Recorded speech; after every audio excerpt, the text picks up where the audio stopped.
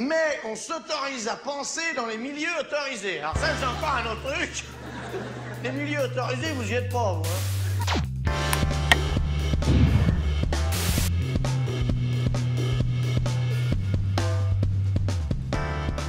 Vous connaissez certainement le logiciel VLC, l'incontournable lecteur multimédia made in France en forme de cône de chantier, utilisé par des centaines de millions de personnes à travers le monde. Ce que vous ignorez peut-être, en revanche, c'est que derrière ce logiciel libre, édité par une association à taille humaine et à but non lucratif, se cache un homme plutôt discret et, disons-le, un peu atypique dans son milieu. Devenu chevalier de l'Ordre national du mérite à 35 ans, cet ingénieur de l'école centrale Paris, aujourd'hui à la tête du projet, l'a rejoint il y a 17 ans. Et bien qu'il soit l'un des principaux responsables de ce succès français, il est bien loin d'être milliardaire. Quand on le lit ou qu'on l'écoute, on a le sentiment qu'il en a gros et qu'il a un peu envie de balancer. Sur la Startup Nation, la French Tech, les licornes, les Blablacar et autres applications, et tout ce milieu qui pourtant devrait être le sien. Son nom, Jean-Baptiste Kempf. Avec lui, nous évoquerons son parcours, bien sûr, mais aussi sa vision du monde des startups, du numérique et de l'innovation, les alternatives et stratégies à développer contre les plateformes et le rôle que la France pourrait ou devrait jouer dans cette lutte. Bonjour Jean-Baptiste Kempf. Bonjour. Alors, j'aimerais quand même qu'on parle un peu de VLC avant d'aller dans le fond du sujet. Déjà, est-ce que tu peux nous dire plus précisément combien d'utilisateurs dans le monde se servent de ce logiciel? Combien il y a eu de téléchargements à peu près? Alors en fait, la bonne réponse, c'est que je ne sais pas. Parce que comme c'est un logiciel gratuit et libre, les gens ont le droit de le rediffuser. Et comme on ne fait pas de ce qu'on appelle de la télémétrie, en vrai ça s'appelle de l'espionnage, je ne sais pas qui utilise VLC, comment on utilise VLC. Ce que je sais, c'est à peu près avec les nombres de téléchargements sur notre plateforme et les nombres de mises à jour, ça donne une idée à peu près du nombre de téléchargements et d'utilisation. On est à peut-être 500 millions d'utilisateurs actifs de VLC. Donc après, comment tu définis actif, c'est un peu compliqué, mais ça te donne à peu près la base installée de VLC qui doit être autour de 800-900 millions de VLC installés dans le monde. Après, c'est très difficile de savoir exactement, parce que pour faire ça, il faudrait se mettre à espionner les utilisateurs, et nous, on ne fait pas ça.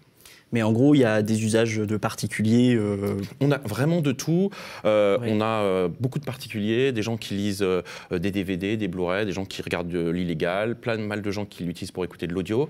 Et dans le monde professionnel de la télé, du broadcast, tout le monde utilise VLC, que ce soit Sony Pictures quand ils font le dernier Spider-Man ou la télé RTBF, quoi. Si tu devais donner la raison fondamentale du succès de VLC, ce serait quoi?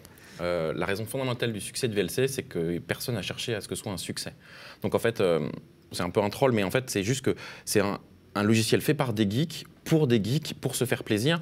Et donc, en fait, il n'y a pas eu de marketing, il n'y a pas de fonctionnalités qui servent à rien. C'est juste, le but, c'est de faire plaisir à nos utilisateurs. C'est vraiment un produit qui répond aux besoins utilisateurs, et c'est toujours ce qui nous a défini. Alors justement, tu parles des intentions derrière ce logiciel. Est-ce qu'on peut en faire un peu la genèse, comment il est né? Parce que c'est une histoire assez particulière. En fait, souvent, ce que je déteste, c'est quand les gens me présentent comme créateur de VLC, parce que d'abord, c'est pas vrai, et deuxièmement, il n'y a pas de créateur.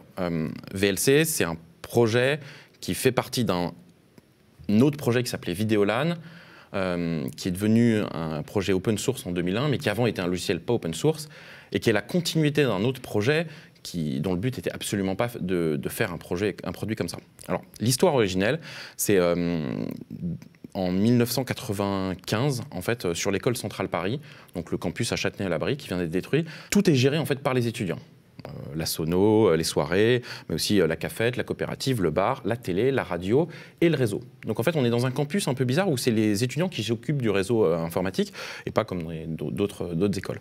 Et en fait, ils veulent un réseau plus rapide et ils n'ont pas l'argent pour le faire. Donc ils vont voir l'école et l'école dit « Ah non, vous comprenez, le campus, c'est pas nous qui gérons, etc. » Et il leur dit allez demander à nos partenaires, qui est une façon de dire « Allez, dégagez. Dégagez, il n'y a rien à voir. » Et en fait, les étudiants, en fait, on était en 94, ce qu'ils voulaient, c'était jouer aux jeux vidéo en réseau, parce qu'à ce moment-là, leur réseau suffisait pour aller envoyer quelques mails et les premiers sites internet, mais ils voulaient jouer en réseau. Et en fait, c'est ce qu'ils vont faire. On leur dit d'aller voir des partenaires, ils vont voir des partenaires, ils vont voir évidemment Bouygues, et Bouygues leur dit, le futur de la télé, c'est le satellite. Bon, non. Mais bon, il y a 25 ans, on pouvait se dire que c'était le futur. Et à ce moment-là, tu achetais des box qui étaient décodeurs MPEG-2 qui coûtaient, je sais pas, 5 000, 6 000 francs et des antennes qui coûtaient 1 500 francs. Et sur le campus, il y a 1 500 étudiants, donc le coût aurait été monstrueux. Donc l'idée, c'était juste d'en acheter une énorme et de diffuser en fait par le réseau, puisque en fait c'était des flux numériques, sur le réseau. Alors évidemment, aujourd'hui, ça semble évident. En 95, on est 10 ans, 11 ans avant YouTube. Être capable de faire du décodage vidéo plus gros qu'un timbre-poste sur un ordinateur normal, c'était quasiment de la science-fiction. mais ils voulaient vraiment leur réseau. Donc en fait, ils lancent le projet de 95 à 97. Puis en 97, ils ont une démo, ça crache, mais c'est pas grave, ils font la démo 30 secondes, ça crache au bout de 40. Ils ont un super ordinateur où il y a 64 mégaoctets de RAM à l'époque. Donc évidemment, ça nous fait rigoler, mais on était avec des 486, DX33 et 66, c'est vraiment des antiquités. Et le projet s'arrête là, le projet s'appelait Network 2000, ils ont un nouveau réseau, ils sont contents. Et un an plus tard, il y a un groupe de gars, d'étudiants qui disent, mais en fait, peut-être que ça intéresserait d'autres personnes. Et il y a le début de la mouvance du logiciel libre, donc ils disent, on va faire un logiciel qui va fonctionner pour Centrale, mais aussi hors de Centrale, et qui sera open source. Et donc en fait, VLC, c'est une partie du projet Vidéolan, qui est la suite du projet Network 2000, qui est la suite du réseau étudiant de Centrale Paris. Donc il n'y a aucun moment où quelqu'un s'est dit, putain, je vais disrupter, je vais faire un nouveau lecteur vidéo qui va tout casser. C'est une conséquence, et il n'y a pas de créateurs, il y a plein de gens qui ont créé, il y a plein de gens qui ont travaillé tout au long du projet. Et toi, tu interviens à partir de 2003, c'est ça? En fait, moi, je rentre à Centrale en 2003, je deviens vice-président du réseau, et c'est comme ça que je rentre dans Vidéolan. Et moi, au début, je ne m'occupe quasiment que de la diffusion vidéo sur la résidence. Et puis, je commence à faire des petits trucs à partir de 2005 sur le code, et surtout, en fait, pendant mes stages en 2006, c'est là où je commence à faire beaucoup plus de trucs sur VLC. Donc c'est un peu les cadres associatifs au sein de l'école qui t'ont encouragé à t'impliquer et à apprendre voilà. À l'époque, à l'école Centrale Paris, il y avait une énorme vie associative et un peu moins de focus en fait sur les cours. En tout cas, pour une certaine part, à peu près 20% des élèves, ils faisaient beaucoup d'associatifs. Et c'est génial parce qu'en fait, ça t'apprend beaucoup plus de choses dont tu vas avoir besoin plus tard dans ta vie qu'un énième cours de physique quantique ou de mécanique des fluides. Et du coup, aujourd'hui, alors c'était un projet étudiant qui a évolué, mais qui collabore au projet? Est-ce qu'il y a des salariés à temps plein dessus? Est-ce qu'il y a des contributeurs externes qui alimentent le code source? Ça se passe comment? Alors, dans l'histoire, en fait, au début, c'était un projet étudiant, et puis jusqu'à 2001, c'est pas open source, donc c'est que des étudiants de Centrale qui peuvent s'y mettre. En 2001, en février 2001, quand ils passent en open source, ce moment-là, il y a des gens qui commencent à contribuer, notamment un Hollandais et un Français qui habitaient à Londres, et qui commencent à aider. Et puis chaque année, en fait, c'est un groupe d'étudiants qui vient et qui repart. Et ça marche comme ça jusqu'en 2005-2006. Et là, en fait, le logiciel devient un peu trop gros et surtout devient un peu trop compliqué pour des étudiants. Donc ça marche plus le modèle.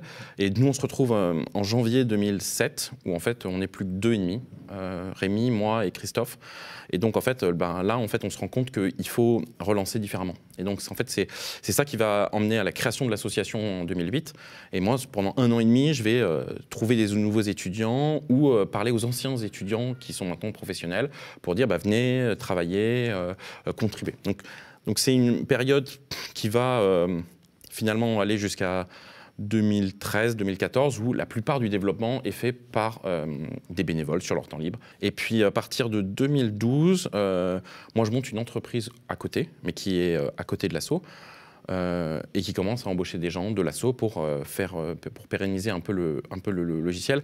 En particulier parce que l'open source, c'est un peu moins, notamment le logiciel libre, est un peu moins sexy qu'il ne l'était parce qu'il s'est énormément professionnalisé. Donc en fait, les gens ils disent pourquoi j'irais le faire gratuitement quand je peux le faire professionnellement. Et puis surtout, il y a les smartphones qui font que c'est beaucoup plus difficile de développer pour les smartphones qu'avant. Donc en fait, l'association, elle existe toujours. Je suis toujours le président depuis 2008. Elle n'emploie personne. Elle a très très peu de moyens. Et les gens qui contribuent sont soit des gens externes, soit bénévoles, soit payés par les entreprises, soit payés par mon entreprise. Qui est la société Vidéolabs, c'est ça? C'est une société Vidéolabs. Et elle fait quoi, cette société? Elle fait du service professionnel, des fonctionnalités en plus pour VLC. Et en fait, maintenant, on fait 70% du travail de VLC. C'est une société SAS, mais il n'y a pas d'investisseurs. Enfin, on ressemble plus à une Scope en fait qu'à une SAS. En 2012-2013, en fait, je voulais voir comment on pouvait pérenniser le modèle. Moi, j'avais de plus en plus d'étudiants qui me disaient non, moi, je veux faire le Uber de la farine ou le Airbnb des pierres tombales ou le lacet connecté ou le prochain Flappy Bird. Et aller bosser dans l'open source, c'était pas le truc sexy. Alors que normalement moi, les mecs de l'open source, c'était les gros cadors. Et tout le monde voulait faire des startups, donc j'ai dit, en fait, on va faire une startup autour de VLC. Et ça permet aussi d'aller récupérer des subventions, parce qu'aujourd'hui, il y a beaucoup de subventions, CIR, JEI, FUI, PIA et d'autres choses comme ça, qui ne sont accessibles qu'à des entreprises ou des labos de recherche universitaires, mais quand tu es une asso, tu ne peux rien avoir. Mais du coup, parce que vous ne faites pas de pub, pourtant vous pourriez récolter, ça représente une fortune, la valeur ne serait-ce que des données que vous pourriez emmagasiner sur ce que consultent les gens, etc.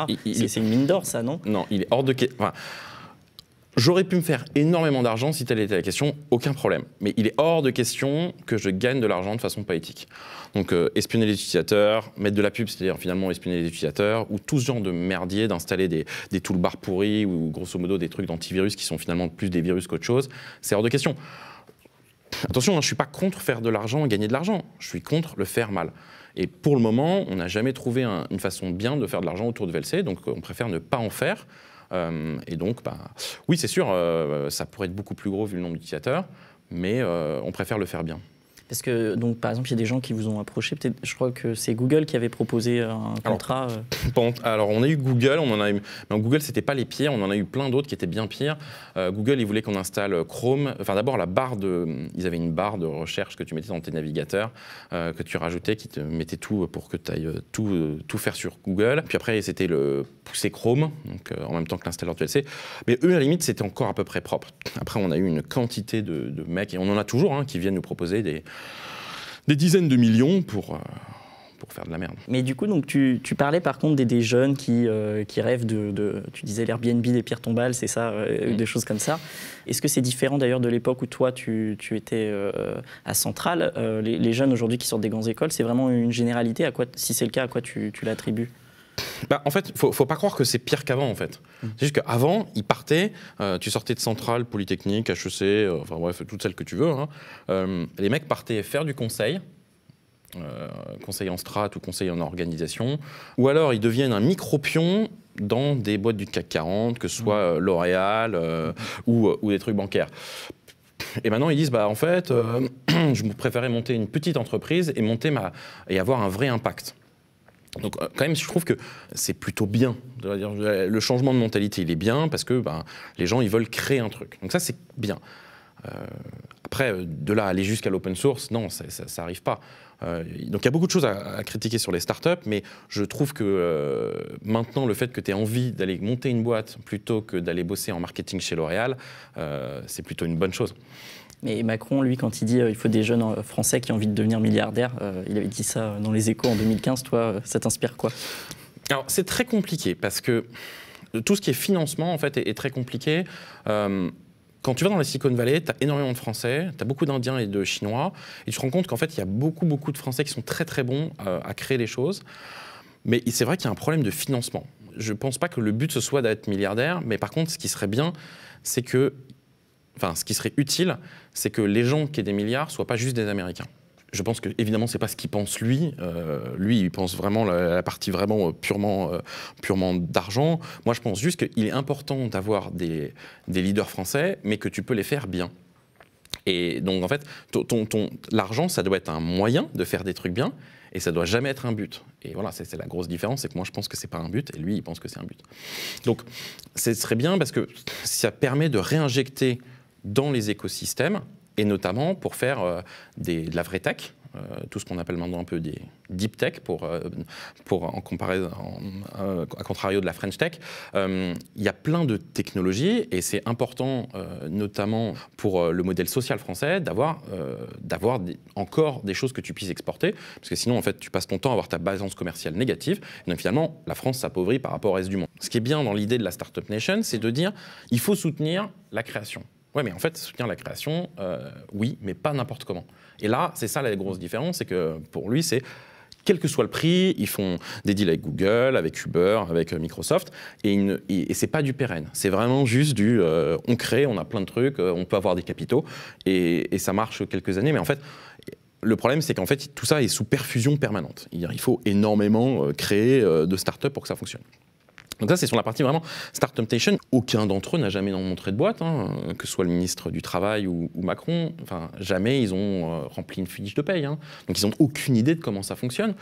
Donc ils ont juste la division, ah ouais, on va avoir plein de boîtes, ça va être bien, on va avoir des capitaux. Mais quand tu fais du volume, tu ne fais pas de la qualité.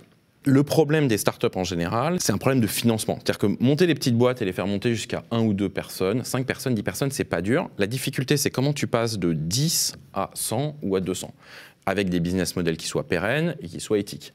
Et ça, en fait, en France, on a complètement perdu ça. On a soit les grosses groupes, soit les tout petits trucs. Et les Allemands, par exemple, ont été très forts, ont réussi à garder, par exemple, une capacité industrielle d'entreprises de 200, 500 personnes. Et en fait, c'est ça qui est important. Et pour ça, en fait, il y a un gros problème, c'est qu'il faut des financements avec des levées de fonds importantes, mais qui est donc ce qu'on appelle série B, série C. Et en France, là, on n'a que de l'esbrouf, on n'a que plein de petites startups, dont la plupart, c'est n'importe quoi. Mais comme elles sont sponsorisées beaucoup au début, en fait, c'est facile de tenir 1 an ou 2 ans parce que tu récupères ton chômage. Parce qu'il faut savoir quand même que le premier investisseur en France, ça s'appelle Pôle emploi. Non, mais c'est vrai, c'est-à-dire que tu peux pendant 15 mois être payé avec ton ancien salaire pour créer une boîte. C'est absolument génial. C'est une très bonne idée. Mais aux États-Unis, il y a plein de boîtes, en fait, elles auraient été tuées tout de suite. Parce qu'en fait, au bout de 3 mois, 6 mois, tu te rends compte que ce n'est pas un truc qui marche. Et là, en fait, on a plein de petites boîtes qui sont sur un marché qui n'existe pas et qui sont en fait subventionnées, mais qui ne servent à rien. Évidemment, elles n'ont pas de but. On n'a pas le marché qui fait la sanction derrière ou d'investisseurs qui disent « Non, mais ça, c'est n'importe quoi, arrête ». Et donc, en fait, on perd on a trop de petites entreprises et de startups qui ressemblent à rien. Et quand tu regardes à la Station F ou la French Tech, tu as une pléthore de trucs qui sont... Mais tu vois, quand je te dis le Airbnb des pierres tombales ou l'AC connecté, franchement, je te fais rigoler, mais franchement, il y en a, ils sont vraiment pas loin de ça. Il y a la start-up qui fait les slips anti-ondes là, qui a recueilli des investissements de la. Alors là, quand tu arrives sur les anti-ondes, c'est comme. Je veux dire, on est dans de l'anti-scientifique total et c'est n'importe quoi. Mais il faut faire attention quand même, je modère un petit peu, faire attention.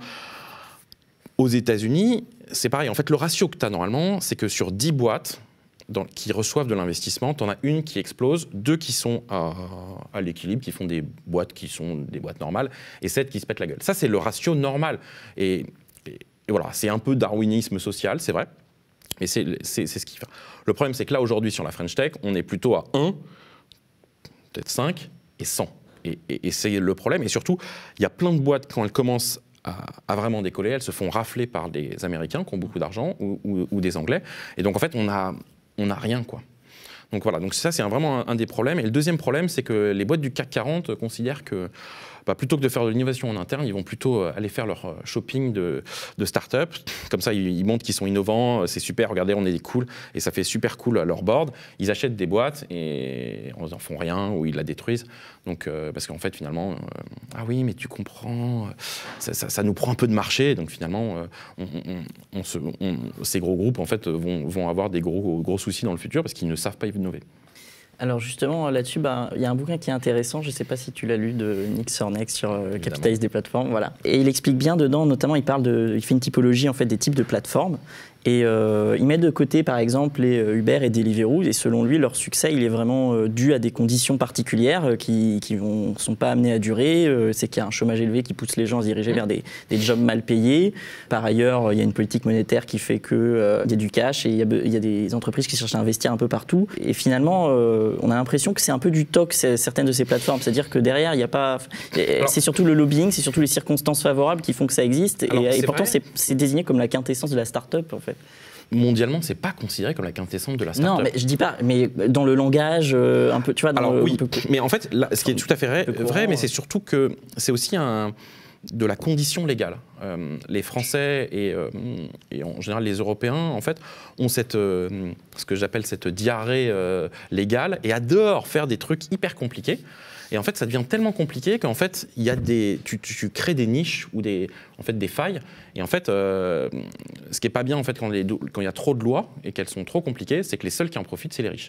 Donc par exemple, Uber, tu vois, ils exploitent complètement le droit du travail, mais en même temps, le droit du travail, c'est tellement compliqué que voilà. Donc c'est une circonstance. Ils sont très forts, c'est-à-dire ils n'ont pas de morale, c'est l'exploitation totale. Il y a des plateformes comme ça, et là on parle tout ce qui est ubérisation. Et même dedans, tu as plusieurs niveaux. C'est-à-dire que quand tu commences un peu à voir ces entreprises, tu as des boîtes qui sont vraiment des sous-raclures, quoi, Uber, et tu as des boîtes qui sont comme Airbnb, qui ont des problèmes, mais en interne, c'est pas des c'est une boîte, mais c'est pas des vrais connards. Tu vois. Donc en fait, c'est très difficile parce qu'en fait, tu mets tout ça dans un groupe et en fait, ces plateformes qu'on a appelées maintenant d'ubérisation, qui est de la désintermédiation totale et du profit en fait de l'auto-entrepreneur, tu as plein de choses différentes dedans, des mecs qui sont un peu limites à des mecs qui sont vraiment des mecs crades, quoi. Dans le bouquin, il parle aussi un peu des stratégies, ce qu'il appelle les plateformes pour s'étendre, dominer. Et en fait, il y a un peu un catalogue justement de stratégies. D'abord, il y a une stratégie qui consiste à développer des dépendances en créant des écosystèmes dans lesquels on verrouille complètement les gens. Donc c'est ce que font par exemple les GAFAM, par exemple Facebook, où l'idée c'est qu'on puisse consulter et vivre sur Internet sans en sortir. Il y a d'autres stratégies comme exploiter les données et les algorithmes pour asseoir leur domination et en mettant des barrières d'entrée aux éventuels compétiteurs. Il cite l'exemple de Rolls-Royce qui loue ses moteurs et leur maintenance aux constructeurs d'avions et qui derrière peut utiliser toutes les données accumulées sur les données de contrôle, etc. pour en fait avoir un avantage énorme. Netflix fait la même chose. Netflix fait la même chose, c'est-à-dire, tu peux expliquer? Netflix, en fait, donc avant Netflix, en fait, toutes les données de production et de visionnage étaient à peu près partagées dans l'écosystème. Donc, c'est-à-dire que tu pouvais savoir, tu avais une connaissance globale avec Cinéchiffre, avec Rantrack, avec des choses, tu avais toute l'industrie en fait avait les informations de quel film avait fonctionné en télé, en radio, en DVD, etc. Aujourd'hui, tu n'as aucune donnée. C'est-à-dire que tu n'as aucune idée de savoir si Casa de Papel ou Carnival Row, ça a fait 1 million de vues, 5 millions de vues, 10 millions de vues, 100 millions de vues. Et en fait, ils utilisent ces informations de vues et de likes pour en fait avoir un avantage incroyable. C'est-à-dire que Netflix, quand ils vont voir maintenant des producteurs, ils disent « je veux ça ». Ils ont la démographie, ils savent comment ils veulent que ça fasse. Ils te disent, tu vois, ils ont quasiment des potentiomètres, autant de drama, autant de trucs comme ça. Et ça, c'est parce qu'ils ont des données très très fortes. Mais tu peux pas mettre Netflix dans la même catégorie que Uber, tu vois. C'est pas vraiment Netflix, ils exploitent pas la misère humaine. Tu vois, donc.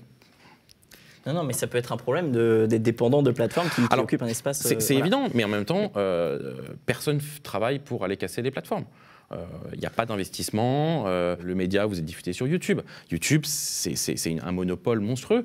Pourquoi est-ce qu'on a ces plateformes? C'est qu'en fait, il y a un système de winner takes all. C'est-à-dire qu'on s'est rendu compte sur Internet, c'est la première fois, c'est que celui qui prend, qui gagne, tu vas pas arriver dans un triumvirat avec un leader qui a 40% et puis 2-3 mecs qui ont 20% derrière. Tu vois, par exemple, L'Oréal, prenons L'Oréal, tu vois, ils ont un gros marché, et puis en fait, il y a quand même plein d'acteurs. Quand tu arrives sur des Facebook ou des Google, quand ils prennent le marché, ils ne s'arrêtent pas à 50%, ils arrivent à 90%, et ensuite, tu ne peux pas t'en sortir. Et là, à ce moment-là, une fois qu'ils ont leur marché, ils utilisent les données, ils utilisent en fait surtout leur capacité légale et leur lobbying pour rester en place.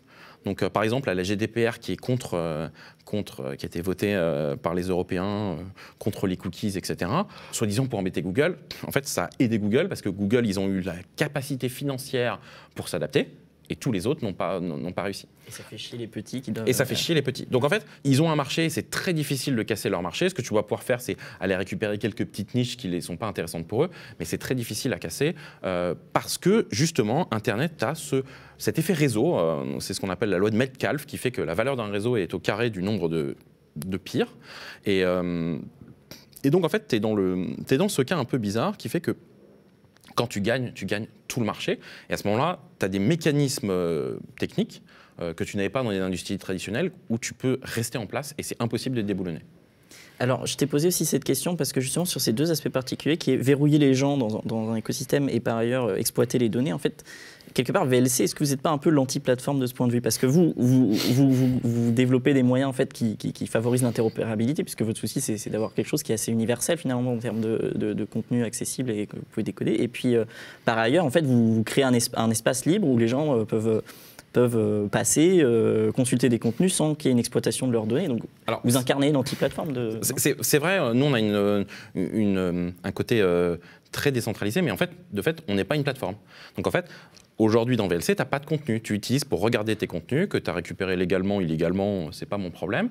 Les gens utilisent VLC pour faire plein de trucs. Il y a des gros connards qui utilisent VLC, il y a des mecs qui sont absolument des saints qui utilisent VLC. Moi, j'ai pas le contrôle.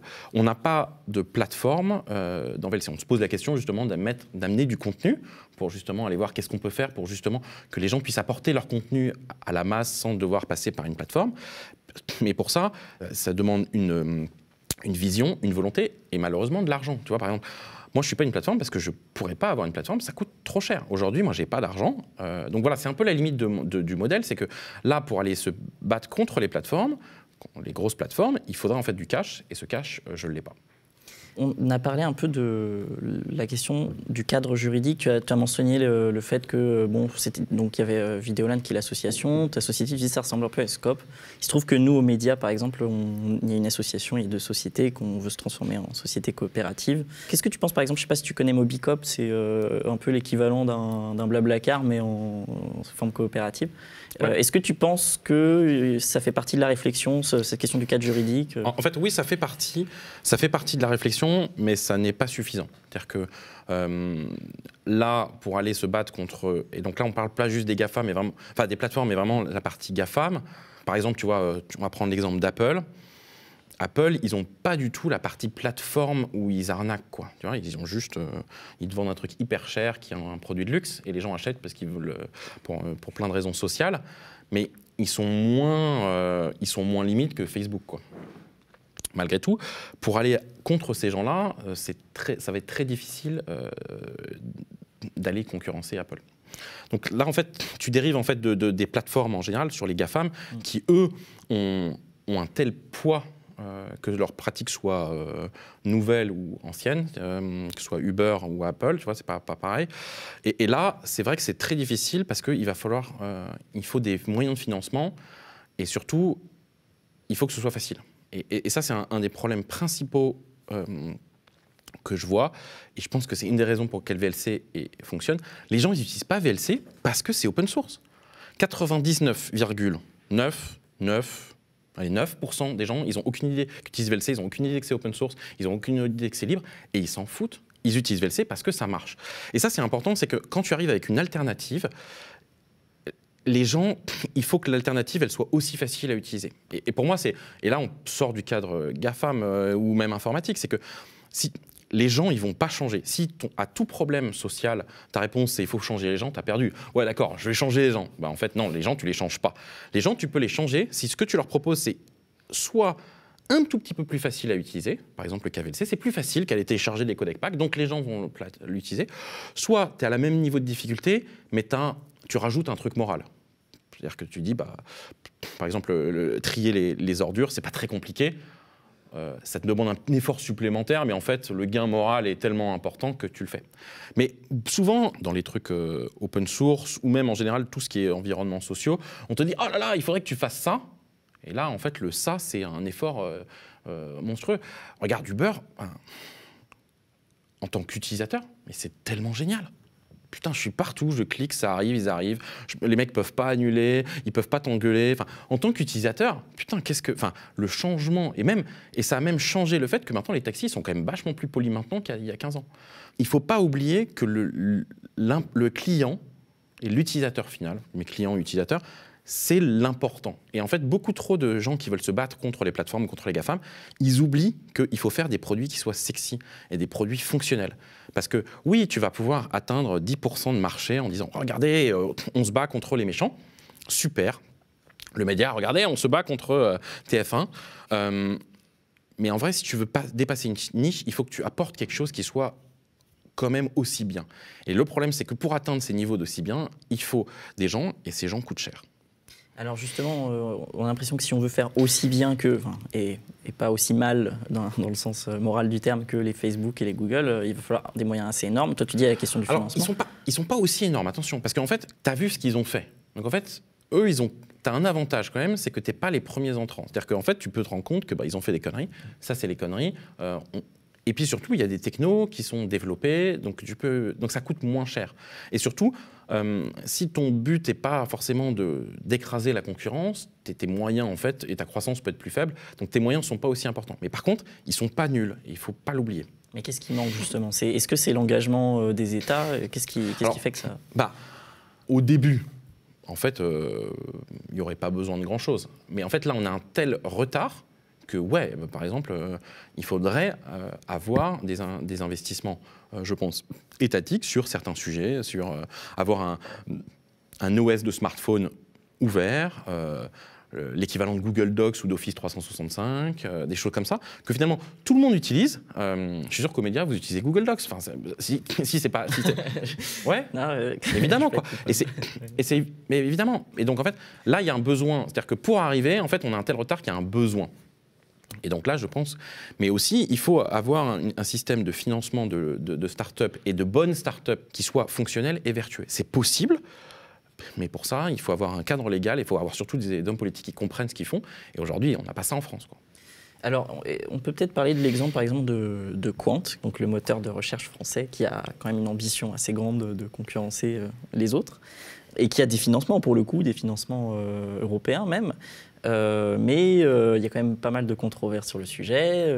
En gros, on lui reproche de finalement réutiliser des technologies qui sont issus d'autres plateformes, de pas être une véritable alternative. C'est quoi le problème? Je crois que tu as dit, c'est à RFI que tu as dit que tu voulais reprendre le truc, c'est ça? Non, mais en fait, à un moment, il y avait un article dans Le Monde qui était remplacé, ils cherchent un nouveau CEO. Bon, ils ont trouvé le CEO, PDG, ils ont pris finalement le PDG adjoint.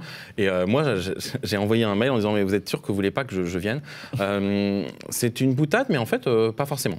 Alors, attention, Quant, on a raconté tout et n'importe quoi. Il y a eu des controverses, en particulier, je pense qu'ils ont fait des erreurs, mais l'erreur, ils arrivent dans un marché qui est très compliqué, qui est très difficile, ils veulent aller vite. Personnellement, de ce que je comprends, je pense qu'il y a une partie du management de Quant qui n'est pas assez bon et qui est trop bien payé, mais surtout, il y a une erreur de technique. Je pense que Google, ça a marché parce qu'à l'origine, c'était techniquement meilleur. Et on revient à ce que je disais tout à l'heure, il faut que tes produits soient sexy. Et si tu n'as pas des produits sexy, c'est embêtant. Par contre, le débat là, qui est la polémique sur le fait qu'ils utilisaient en fait, le cloud Microsoft, en fait, c'est une fausse polémique, quoi. Parce qu'en fait, le cloud Microsoft, c'est-à-dire que plus tard, ils pourront utiliser le cloud OVH s'ils sont fonctionnels. C'est juste que Microsoft leur a donné des crédits gratos et ils utilisent ça pour s'imposer. Moi, ça me pose pas du tout de problème. Il y a une autre polémique dans la sous-polémique qui est qu'ils utilisent les résultats de recherche de Bing. Et là, c'est un petit peu plus petit, mais encore, je comprends. Tu as un retard, tout est justifiable. Tu peux prendre plein de raccourcis du moment que tu as un plan, et c'est ça qui est important, d'avoir un plan pour en sortir. C'est-à-dire qu'une fois que tu déploies sur le cloud Microsoft, si tu te débrouilles bien, une fois que tu le déploies sur le cloud OVH, ça ne changera pas grand-chose. Utiliser les résultats de recherche de Bing, c'est déjà plus embêtant parce que là, tu dépends en fait vraiment sur ton cœur de métier.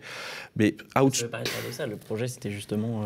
Oui, mais quand tu commences, arriver aujourd'hui, jour 1 et monter un Google, moi, tu vois, comme ça, je te dis, c'est 200 millions, 300 millions, peut-être 1 milliard. Hein, ça doit être 1 milliard pour avoir un truc qui est à peu près correct. Donc, mais est-ce que justement l'enjeu, il ne le justifie pas? Et ouais, mais où tu vas trouver 1 milliard? Quand même, si on fait ça en échelon... Non, j'y crois pas. Parce que ça avait été essayé un peu dans le passé avec un truc européen dont j'ai oublié le nom. Tu vois, ça m'avait marqué. Quaero, un truc comme ça. En fait, tu peux pas juste mettre de l'argent. C'est-à-dire qu'en fait, il faut aussi des gens qui lead et qui aient l'envie. Et donc voilà. Donc ce qui est bien quand même, c'est Quant, c'est qu'ils ont quand même des mecs super bons. Il y a des mecs comme Tristan Nitto chez eux, ils ont Monsieur Champeau, qui sont vraiment des mecs qui comprennent ce qu'ils veulent et qui ont une vraie vision. Mais je pense quand même que Quant, ils investissent pas assez dans leur technique. Mais ça, c'est avis de geek qui travaille. Enfin, VLC, c'est parce que techniquement, c'est génial que ça fonctionne. Et je pense que Quant, ils ont un peu oublié ça. C'est un problème stratégique ou tu penses qu'il y a un défaut aussi de main-d'œuvre qui est prête à se lancer dedans Non mais attends, ils arrivent, ils ont un projet, ils doivent gérer des RH, des gens décentralisés, l'État qui arrive, des trucs politiques, tout le monde qui leur dit « Regardez, quand je fais cette moteur de recherche, les réseaux sociaux, etc. » En fait, c'est très compliqué. Ils ont grossir en fait très vite, c'est difficile. L'exemple typique, c'est Mozilla, tu vois, qui sont une boîte qui ont 500 millions de dollars par an et qui en font une catastrophe, quoi. Firefox, c'est maintenant 5% des parts de marché qui en avaient 30. Donc, c'est grossir très vite, c'est difficile parce qu'il faut structurer. Moi, VLC, on est tout petit et aussi on est efficace parce qu'on est tout petit. Alors, si l'enjeu, c'est de reprendre possession du numérique et de ne pas l'abandonner à des gens qui ont toutes sortes de projets mais qui ne sont pas forcément liés à nos intérêts, ça signifie a priori qu'il faut maîtriser toutes les technologies et toute la chaîne des composants et de la production. Et utiliser des logiciels et des systèmes d'exploitation libres, ça suffit suffit pas. Il faudrait par exemple pouvoir fabriquer nos propres processeurs, etc. Est-ce que la France, elle en est capable? Oui. Est-ce qu'on en est capable? On a déjà le niveau de... Il y a pas de... Qu'est-ce qui bloque alors? Il n'y a pas de technologie trop compliquée pour les Européens, pour le moment. L'intelligence artificielle, ce n'est pas un problème de technologie, c'est un problème de volume de données. Donc là, c'est là la limite. Oui, mais c'est quand même un problème, ne serait-ce que ça, parce qu'on n'a pas forcément envie d'accepter oui, mais n'importe quel... tu peux faire beaucoup de choses avant d'arriver aux limites, en fait. C'est-à-dire que, oui, c'est sûr, tu as un retard techno, peut-être, mais avant d'arriver au moment où on a le retard technologique, enfin, je veux dire, pour aujourd'hui monter un Uber, il y a décentralisé, fédéré, il n'y a aucun problème technique. On arrête de nous raconter n'importe quoi. Enfin, je veux dire, ça reste une mise en relation de gens sur Internet. C'est une plateforme. Tu vois, il n'y a pas de raison. Ton Airbnb, c'est la même remarque. C'est pas forcément ce qu'on a envie de faire. Voilà, mais... Non, mais ce que je veux dire, c'est qu'avant d'arriver les limites technologiques françaises, on va avoir du... Bon, tu mentionnais après les processeurs. Je rappelle qu'en France, on a un fondeur qui s'appelle ST Microelectronics, qui est à Crolles, à Grenoble, et qui a aussi une partie en Italie. Et en fait, ils ont des capacités, on a des capacités. Et puis surtout, il y a tout ce qui est maintenant open source sur les microprocesseurs, avec tout le produit qui s'appelle OpenRISC. Il y a des choses à faire, et donc il y a pas de... Je ne crois pas à la barrière de la plateforme, de la techno. Par contre, il y a 3 problèmes. Il y a un problème politique, et qui a un vrai problème, c'est que nos dirigeants, et alors là, de tous les partis, sont des gros nuls. Et pourquoi ils sont des gros nuls? Ils sont des gros nuls parce que c'est des hommes politiques professionnels et parce qu'ils sont complètement dépassés. Parce qu'ils ont 50 ans et donc... et encore, je suis poli, parce que la moyenne au Sénat, ça doit être plutôt 75. Ils n'ont jamais rien compris et surtout, ils sont sans dire élite, mais d'une classe sociale où en fait, tu vois, tout leur est arrivé directement. Et c'est le même problème que tu as à la tête de L'Oréal ou à tous mes anciens camarades de promotion de Centralien qui pensent que faire des slides, c'est bosser. Ils ont un tel décalage par rapport à la vraie vie qui font qu'ils ne comprennent rien à Internet. Là, on a eu après l'histoire Griveaux, puis l'histoire Castaner, où maintenant ils se mettent à essayer d'attaquer l'anonymat sur Internet ou le pseudonymat, alors qu'en fait, on sait qui c'est, ça a été posté pas sur une plateforme. C'est un prétexte pour... Bien sûr, mais c'est un prétexte, mais pas seulement. Ils sont tellement à côté de la plaque. Tu vois, ils ne sont pas juste un peu à côté de la plaque, ils sont tellement à côté de la plaque. Donc il y a un problème politique grave, il y a un problème de financement malheureusement, et de sources de financement. Il faut que les grosses boîtes françaises réinvestissent dans les techs françaises, et dans les techs, pas dans un énième plateforme de désintermédiation. Donc, je pense que ça, c'est le deuxième problème. Et le troisième problème, c'est un truc assez français, c'est de ne pas croire en la technologie. C'est-à-dire que, c'est bizarre, mais on fait beaucoup d'ingénieurs, mais en fait les ingénieurs, ils sont considérés comme, je ne vais pas dire des sous-merdes, mais quand même pas loin. Aux États-Unis, les beaux gosses chez Google, chez Facebook, c'est les ingés. En France, les ingés, ils sont sous-payés, ils sont payés moins bien que les marketeurs. Et d'ailleurs, on parlait de compte. Je suis pareil que si on prend la grille de salaire, le directeur marketing, il est plus payé que le directeur technique. Et ça, c'est un vrai problème, parce que c'est comme ça que tu gardes les gens bons. Et à quoi tu attribues ça, en fait, c'est cette espèce de religion où on délaisse un peu l'aspect technique? Et d'ailleurs, est-ce que tu souscris pas à la thèse je voulais te demander, d'Emmanuel Todd sur la crétinisation des élites? Parce que tu dis, le problème, c'est nos dirigeants politiques, ils sont à la ramasse, les grandes boîtes, elles investissent pas au bon endroit. Est-ce que... Je sais pas, parce que j'ai pas bien lu, et là on va arriver vraiment dans la limite où je vais dire une connerie, mais oui, je pense qu'il y a un vrai problème d'élite et de reproduction sociale qui est que c'est trop facile pour eux. Et comme c'est trop facile pour eux, en fait, ils n'ont pas à faire l'effort. Vers VLC, c'est du boulot. Enfin, quand les gens me demandent combien d'heures je bossais, je ne réponds pas parce que, franchement, il y a des moments, il y avait des semaines, notamment quand je ne faisais pas ça à temps plein. Si je te dis qu'il y a des semaines où je faisais 90 heures, voilà, et je prenais mes vacances pour aller faire des confs VLC. Il y a un travail. Le travail, il est important et il ne faut pas l'oublier. Et ça, c'est vrai qu'il y a un petit risque en France, c'est d'oublier cette valeur. Et c'est dommage. On aime bien être cool en France, mais les Chinois et les Américains, ils ne vous attendent pas. Alors, j'ai une question un peu, je dirais pas philosophique, quand même pas jusque-là, mais en fait, VLC, c'est... quand même, il y a suffisamment d'utilisateurs pour dire que ça a une contribution qui est non négligeable à l'économie mondiale d'une certaine façon, puisque c'est un peu... voilà.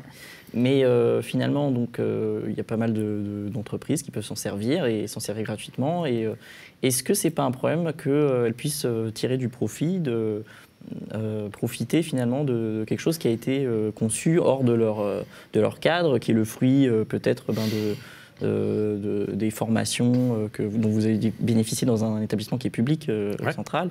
Enfin, est-ce que cet accaparement-là te gêne pas? Est-ce que tu trouves que finalement c'est pas plus mal? C'est très. Enfin, en fait, la partie open source est libre, elle marche si tout le monde joue le jeu. Donc c'est vrai que c'est un peu un problème, c'est que donc là, en fait, moi je parle. Là, on parle de VLC, mais en fait, on a un peu dérivé. En fait, il y a VLC et il y a les autres projets open source que les gens ne connaissent pas du grand public, mais qui sont FFmpeg, qui sont X264, qui est un encodeur vidéo fait par le projet Videolan. Et en fait, toutes les vidéos que tu vois sur Internet, tout YouTube, tout Facebook, pas Netflix, mais à mon avis quasiment, tout ce que tu vois en ligne en vidéo est fait par ce groupe de personnes d'une 50, 60... donc VLC, la communauté VLC, mais plein de 3 autres communautés à côté. Et les plateformes et les grands groupes, en fait, ont vraiment un aspect prédatoire. Ils arrivent, ils prennent, et surtout, ils ne donnent quasiment rien. Ou ce qu'ils donnent rien, ce qu'ils donnent, c'est une sous-partie. Si, par exemple, il n'y avait pas X264, en open source, YouTube, ça leur coûterait 20, 50 millions. L'encodeur vidéo de Videolan, ça leur coûterait 20, 50, 100 millions de dollars par an. Et ce qu'ils donnent à la communauté, c'est des miettes. Donc en fait, le problème, c'est que c'est un problème moral de profiter et d'utiliser en fait toutes les technologies open source en disant elles sont mises à disposition, ça aide tout le monde, ça permet de ne pas redévelopper 40 fois le même truc et de se focaliser sur les choses qui sont vraiment à haute valeur ajoutée. Mais en même temps, il faut quand même jouer le jeu et tu as de plus en plus de gens qui ne jouent pas le jeu et les entreprises françaises sont comme les américaines là-dessus, c'est-à-dire que vraiment, t'as pas de moralisation. Mais l'État fait la même chose. L'État préfère payer des centaines de milliers, voire centaines de millions d'euros des consultants plutôt que pour aller faire des déploiements absolument débiles de paid. On a eu l'éducation nationale, 323 millions, Louvois pour la direction, le département de la Défense. Et ça ne les gêne pas de mettre énormément de pognon dans les sociétés de services, mais par contre, il n'y a aucun code qui est réutilisable et qui peut bénéficier à tout le monde. Et ça, c'est un vrai problème, parce qu'une entreprise ne soit pas morale, finalement, c'est le capitalisme ultralibéral, tant pis, il faudrait le changer, etc. Mais ce n'est pas moi, à ma petite échelle, qui va le changer. Mais quand les États, notamment un État comme l'État français ou l'État allemand, dépensent des milliards quand même dans leurs outils informatiques et ne contribuent quasiment rien, c'est grave. Alors qu'ils ont des exemples comme VLC qui sont grands. Mais, et c'est un peu le problème, c'est que moi, quand je me présente avec VLC, je dis bonjour, surtout les politiques, je dis bonjour, je fais le logiciel français le plus utilisé au monde, et en fait, en parenthèse, je dis et le moins rentable. Toi, à ton avis, si les États ne font pas davantage pour l'imposition de ces plateformes qui profitent finalement, qui s'accaparent les fruits de l'innovation. Est-ce que c'est parce que le rapport de force leur est pas favorable, ou est-ce que c'est parce qu'ils adhèrent à cette religion-là que ces plateformes, elles sont motrices de l'innovation, que finalement c'est normal? Alors tu as plusieurs parties. Sur la partie plateforme, tu vois par exemple le soutien à Uber ou Airbnb, c'est qu'en fait ils voient que ça permet d'embaucher de façon partielle des gens. Donc là, oh super, etc. Oh, ça fait embaucher des gens qui bossent, ça augmente un peu, ça soutient le PIB. Voilà. Et ça, à la limite, c'est un argument que je peux comprendre quand tu n'as pas d'alternative. Mais après, sur la partie solution numérique et vraiment solution, là, c'est du foutage de gueule total, parce que c'est juste par fainéantise. Et parce qu'ils connaissent ça, et notamment parce que tes hommes politiques, ils ne connaissent que les gros groupes. Et ils n'ont vu que ça. Et c'est la technique de save your ass, quoi. Tu ne prends que le leader. Parce que sauf ton cul, c'est ça. Je traduis parce qu'on a dit qu'il fallait traduire. Tu ne te feras jamais engueuler si le projet ne fonctionne pas. parce que tu as choisi le leader. Ah, bah désolé, j'ai acheté Microsoft, je comprends pas pourquoi ça marche pas. Alors que si tu prends un risque en prenant une plateforme plus petite, un truc français, et que ça marche pas, c'est toi qui te fais virer. Donc en fait, vis-à-vis de tes supérieurs, tu sauves ton cul, tu prends le minimum de risques. Et les hommes politiques français et les gens dans des grosses boîtes, c'est la culture de je prends pas de risques. Et ça, il faut comprendre. Alors ça, c'est un des points positifs de la French Tech. On a quand même un peu une culture de risque qui arrive. Avant, quand tu plantais une boîte en France, tu étais fiché à la Banque de France, tu étais tricard, tu ne pouvais plus faire de prêt, tu ne pouvais vraiment rien faire. Et ça, c'est très embêtant parce que, par exemple, les Américains, ils aiment bien les gens qui ont planté une boîte avant parce qu'en fait, quand tu as planté une boîte avant, tu as appris des trucs en te plantant et tu as appris plus qu'en ayant du succès. Parce que les grosses startups qui ont fonctionné, c'est de la chance. Les mecs qui te disent pas que c'est de la chance, c'est des menteurs ou c'est des mecs qui sont vraiment un ego monstrueux. Mais tu vois, par exemple, Facebook, c'était pas le premier réseau social. Il y en avait plein avant. Il y en avait plein qui marchaient. Mais il était au bon moment, aux États-Unis, dans une bonne démographie. Son but original n'était pas du tout un but de faire Facebook, c'était d'avoir des photos des autres nanas pour les noter. Hein. Non mais, faut quand même le rappeler. Hein. Et il était au bon moment et ça a cartonné. Donc il faut beaucoup de travail, il faut pas mal de cash, malheureusement, mais ça vient après, mais il faut avoir de la chance. Et pour avoir de la chance, il ne faut pas avoir peur de prendre du risque. Et en France, on a cette aversion au risque très très forte. Et c'est pour ça que c'est bien que les jeunes veuillent monter des startups. Moi, je dis que c'est dommage qu'on leur laisse faire n'importe quoi, mais c'est bien parce que ça te donne la culture du risque en disant bah, je vais essayer un truc, et si ça merde, eh ben ça merde. Mais c'est pas grave. Tu vois, par exemple, là, le média, vous n'êtes pas diffusé sur la TNT, vous avez essayé un truc, vous avez eu plein de problèmes, ça je suis sûr. On va parler au passé. Non, mais pourquoi ? C'est hyper important, c'est que tu prends un risque. C'est un risque important de lancer des nouveaux médias, et si ça marche, bah c'est cool. Si ça marche pas, c'est pas grave, on en fera un autre. Donc cette culture du risque, elle est absolument absente des élites françaises, et c'est dommage. Et ça, tu vois, Quant, c'est super. Ils ont une culture du risque. C'est un projet. Ils s'en prennent des baffes, quoi. Mais de toute façon, les seuls gens qui se prennent pas de baffes, c'est les gens qui font rien et qui essayent pas. Alors voilà, moi, je vais être directeur. Plutôt que de monter Quant, tu vois, il pourrait être directeur technique chez L'Oréal, il serait payé 10 fois plus, il serait tranquille, il foutrait pas grand-chose, il serait en réunion à se gratter le bide pendant des heures et des heures et des heures, et à prendre ses cafés. Donc, c'est bien de créer et d'essayer. C'est dur, c'est sûr, et des baffes, tu t'en prends, mais il n'y a que en ne faisant rien que tu ne te prends pas de baffes. Alors, je voudrais finir par une question un peu personnelle, mais pas trop, hein, ça t'inquiète pas. Tu peux poser des questions personnelles, au besoin, je te répondrai pas. Hein. D'accord. Non, c'est que j'ai lu que tu te définissais dans Society comme un libertarien.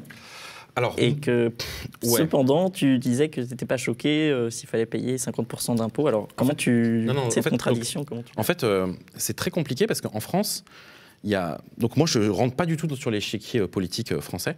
Il y a plein de mots autour de la liberté, qui sont soit libertariens, soit libertaires, et qui sont des notions en fait qui sont finalement débiles et très très loin de ma pensée, parce que en fait ce sont une partie notamment en fait que nous les libertariens américains, c'est Madelin quoi, c'est l'ultralibéralisme, c'est le laisser faire, de faire n'importe quoi. Alors que moi je suis plus au sens vraiment liberté de la Révolution française, c'est-à-dire du slogan français, c'est vraiment la partie liberté sociale, pas du tout économique. Donc, en fait, moi, je suis très embêté avec toute la gauche française qui, pour moi, ne fait que de faire de l'interdiction. On a un côté français, alors je vais choquer pas mal de vos gars, mais c'est pas très grave, mais qui a un côté très stalinien. Ah, il y a un problème, on va interdire. Et en fait, et ça, c'est un problème de la gauche française en général, mais ça te fait juste plus de lois, plus d'impôts qui sont compliqués. Et en fait, moi, je suis absolument contre les lois compliquées. Moi, je pense qu'on a trop d'impôts et de niches fiscales en France, pas en volume. Ça ne me choque pas qu'on ait 55% de prélèvements obligatoires. Ce qui me choque, c'est que ces 55% soient sur 400 impôts et 9000 niches fiscales. Parce que les gens qui vont profiter des niches fiscales ou de la complexité légale, c'est les gens qui ont l'argent pour se payer des fiscalistes et des juristes et des avocats. Et les gens qui se font niquer la gueule, à la fin, c'est les petites gens, c'est les gens normaux. Il y avait encore des mecs qui font de la prison ferme pour avoir... là, c'est un agent qui a détourné de l'argent public, je crois que c'est 130 000 €, et il fait de la prison ferme. Et nos hommes politiques, par contre, putain, c'est pas 100 000, c'est des millions, et eux, ils ne prennent jamais rien.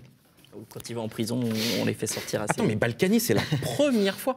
Mais c'est pas grave que Balkany soit sorti. C'est embêtant, etc.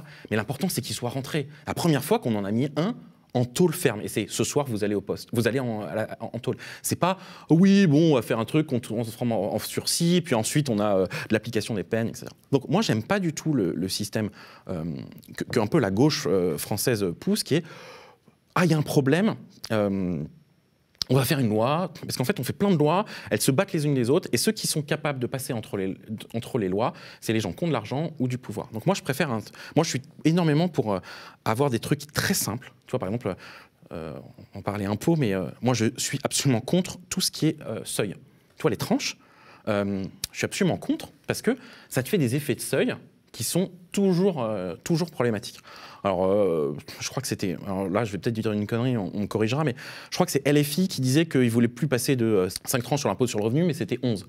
Mais c'est la même bêtise, en fait. C'est-à-dire qu'il ne faut pas qu'il y ait 5 tranches, 11 tranches, 20 ou 50. Il faut qu'il y ait une infinité de tranches. C'est-à-dire qu'on appelle... Enfin, tu vois, on n'est plus au 19e siècle. On a des ordinateurs, on sait calculer, ça s'appelle une intégrale. Il faut que tu aies une infinité de seuils, c'est-à-dire qu'au lieu d'avoir un système comme ça, il faut un... Et on peut le définir. Donc moi, je suis pour un État beaucoup plus simple, des règles beaucoup plus simples. Et le problème, c'est que les gens qui veulent des règles beaucoup plus simples, en général, c'est parce que de l'autre côté, ce qu'ils veulent, c'est moins d'État, en volume. Moi, je ne suis pas pour avoir moins d'État en volume. Je suis pour avoir plus de liberté. Et donc là, on est dans les libertés fondamentales. On n'est pas du tout dans le libertarisme économique. Parce que je pense que les lois compliquées, ça ne profite qu'aux élites et aux gros groupes. Merci Jean-Baptiste Kempf. De rien.